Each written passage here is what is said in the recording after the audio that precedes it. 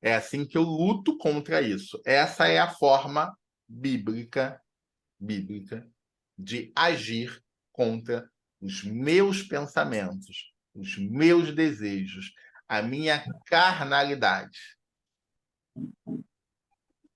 É permitindo que a minha mente seja moldada pela mente de Cristo. E aí vem a pergunta: como que eu moldo a minha mente pela mente de Cristo?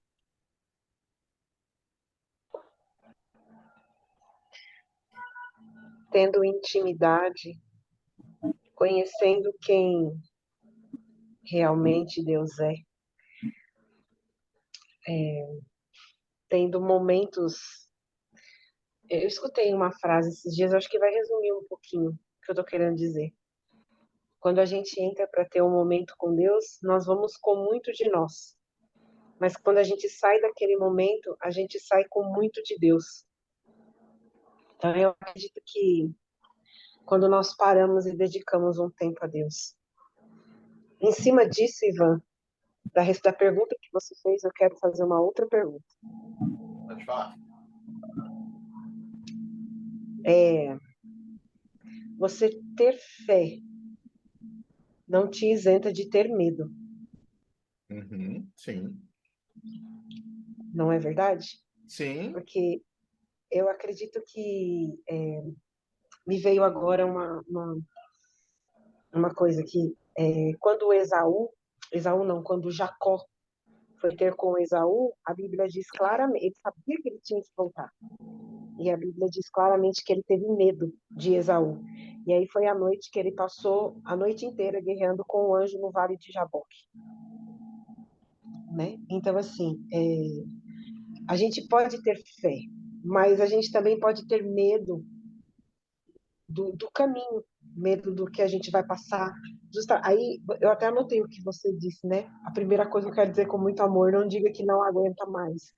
Porque realmente a gente acha que a gente não vai aguentar. Uhum. A gente fala, meu Deus, eu não vou aguentar passar por essa situação. Deus, eu queria pular essa etapa. E Deus não isenta a gente de passar, mas também ele entende que a gente tem medo e acho que é por isso que ele fala, eu sou com vocês.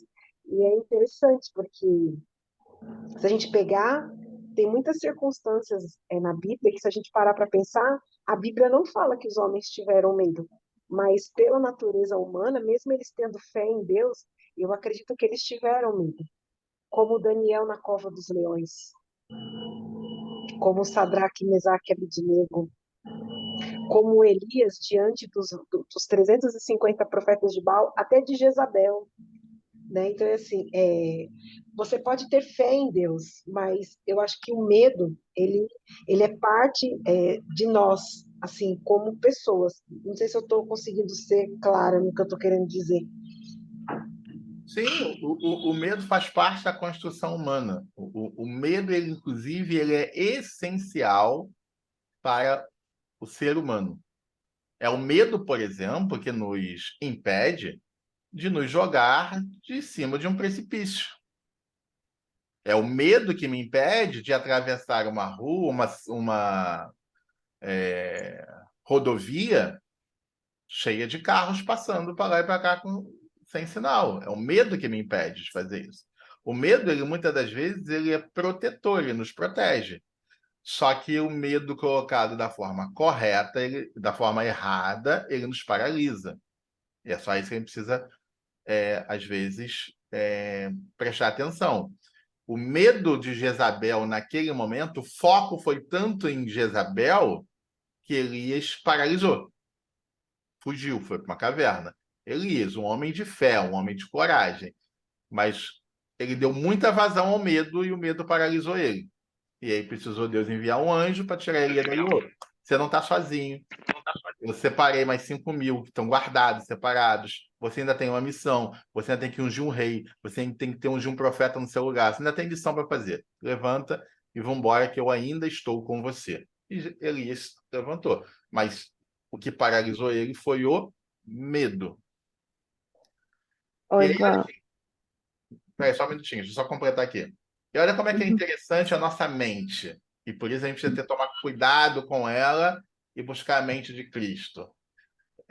Jacó estava com medo do encontro dele com Esaú. Por quê? O encontro com Esaú mexia com as emoções de Jacó. Jacó ia estar de frente com a sua realidade, com quem ele realmente era. Só que Jacó tem medo de Esaú, mas não tem medo do anjo. E aí, com o anjo, ele agarra o anjo, não vai sair daqui, briga com um anjo forte, poderoso, aí Jacó não tem medo. Olha só que interessante essa questão. Que de fato ele tem medo de Esaú, a Bíblia relata isso. Mas o cara briga com o anjo a noite toda. Ou seja, eu tenho medo de uma coisa, mas eu não tenho medo de uma outra que é mais poderosa e pode até me matar, que é um anjo. Olha o que a nossa mente faz conosco. Por isso que a gente precisa renovar essa mente o tempo todo. Pode quem estava falando? Acho que era a Fernanda que ia falar. Oi, Ivan. Não, eu tô pensando aqui que se você parar para observar, parece que Deus, ele prefere esperar o momento mais vulnerável. Era o momento mais vulnerável ali de Moisés. Ele tinha matado, né? Ele tinha matado um egípcio. Ele se sentia um derrotado. Aí você vê quando, por exemplo, né, o anjo apareceu lá para Maria, é o momento mais vulnerável que ela estava, né? Ali. Você vê, Jacó, a maioria, né? Elias, parece que Deus, ele espera você chegar no seu momento mais vulnerável, para ele falar assim, você vai confiar em quem? Vai confiar nas suas forças, né? E eu acho que quando, né, como a palavra diz, né, quando eu sou fraco é que eu sou forte, Uhum. né? Eu tô aqui até emocionada um pouco porque eu tô nesse momento passando por isso agora. Aconteceu um fato agora de manhã e que eu penso assim que eu não vou dar conta. Mas é tipo assim, Deus falando comigo, perguntando, né? Você está confiando em você mesmo ou em mim? Parece que está esperando esse momento mais fraco para colocar um desafio, né? Na verdade, é para colocar a fé Para em... mostrar o poder dele, né? E só com o tempo a gente vai entendendo que essa é a forma dele. Então, mas não é mostrar o poder dele, a gente confunde. Não é para mostrar o poder dele. É para, na verdade, verificar em você qual é o tamanho da sua fé. Esse é Assim, o ponto. A que ponto que você crê em Deus? é, Porque conhecimento, gente, a gente tem muito. Aliás, hoje, no tempo de hoje, alguém dizer que não tem conhecimento de quem é Deus e do seu poder, não dá mais para dizer isso. Não dá. A gente tem uma igreja em cada esquina, uma do lado da outra. O evangelho é pregado na internet, na televisão, em tudo quanto é lugar. Então não dá para dizer que não tem, que ninguém tenha conhecimento sobre quem é Deus. sim, Agora, o problema não é o conhecimento, não é o saber, mas é a prática. A nossa prática de fé como cristão é uma prática muito falha.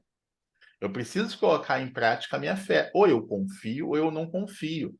Ou eu tenho certeza de que Deus está agindo e vai fazer, ou eu não tenho.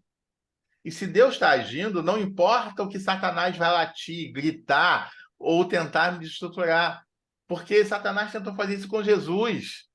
Satanás chegou a Jesus no deserto durante a fraqueza dele, Fernanda. Jesus estava morrendo de fome. Satanás vai lá e fala assim: Ei, transforma o pão em pedra. Ou melhor, a pedra em pão. E aí Jesus diz: Não, eu confio no meu Pai. Jesus, eu vou te dar isso aqui tudo se você se prostrar a mim. Eu vou te dar tudo que você tanto deseja. Não, eu confio no meu Pai. Esse é o ponto. É não olhar para as circunstâncias e parar de dar ouvido para Satanás, porque é Satanás que hoje de manhã te perturbou.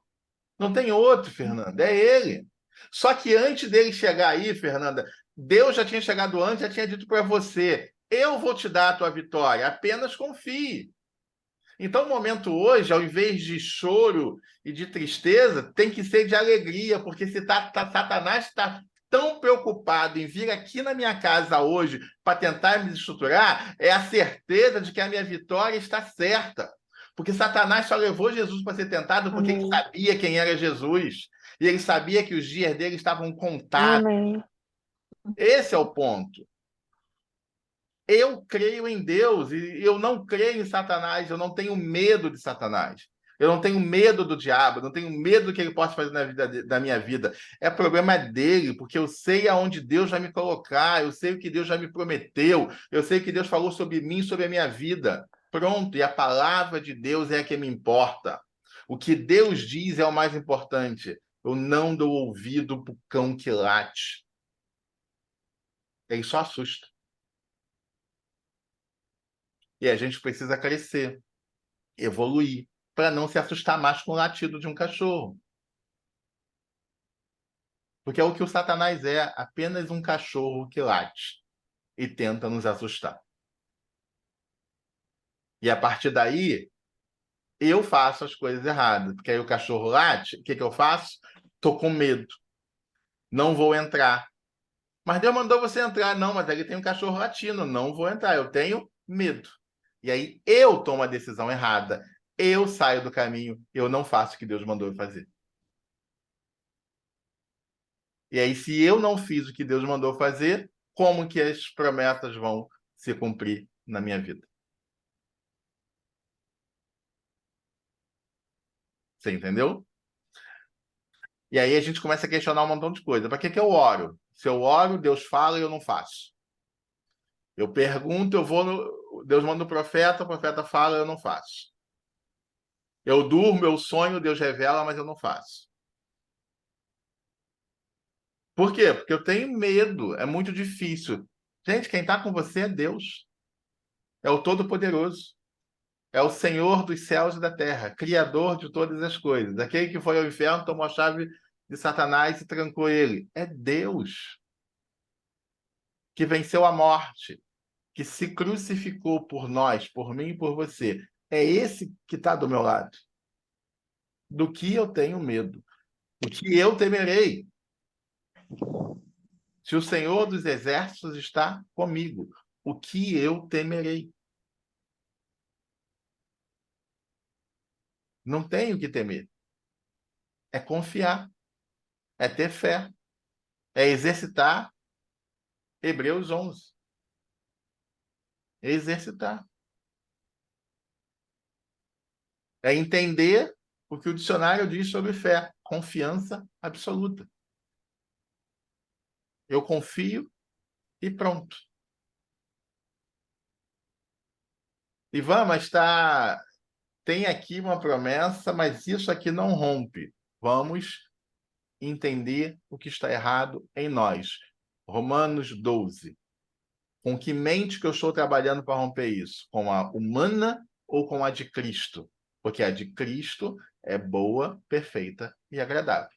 Então vamos ver o que está errado e vamos moldar a nossa mente nesta situação para romper essa dificuldade.